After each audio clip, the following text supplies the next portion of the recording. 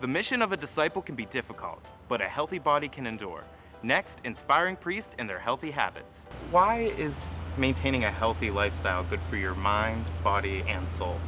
Well, I think that it's important for us to be spiritually strong, and to be spiritually strong helps us also to be physically strong and psychologically strong, so they're also connected.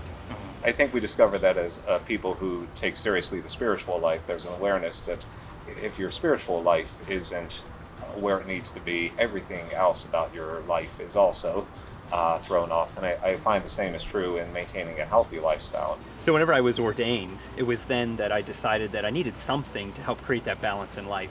And so I took on running. It was a wonderful thing to do at the end of the day to relieve the stress. It's a great time to reflect on scripture because there's no distractions. So I think that's very important that when we do exercise that we really focus on it and utilize that time. What's your best time? Just recently, my best time this year was 8-minute and 24-second mile. But we'll see what we can do today. See if we can... A whole mile? I don't know. Would you encourage people to get active? Absolutely.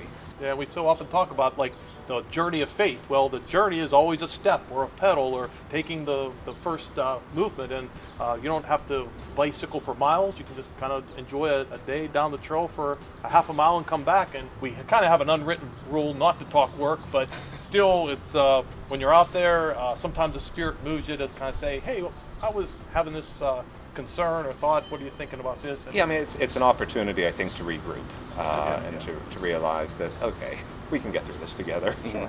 Do you guys often have conversations while you're biking? Do you not bike hard enough? You're just out of breath, but you're not out of breath. Oh, no, if you're biking that hard, I mean, on the trail, I think that's not sustainable. I mean, we certainly can do that, but I don't think that's the spirit in which we... Are you bragging? No! My God. Bragging? No, we're humble. What did we go, 300 miles last week? Exactly. No, It was a light week. One thing I always say is, when you're thinking about going for a run, to me the hardest part is not the run itself, but putting on your shoes, right? Just that moment of just making that commitment to do it. So I think there's a lot of things that can carry over from our athletic abilities and our prayer life, right? If we are a good athlete, we have a lot of good things in place, a lot of good habits, a lot of good development. So I think that's why it's also important for that balance to exist in our life, because we can use that to become truly the best person God's calling us to be.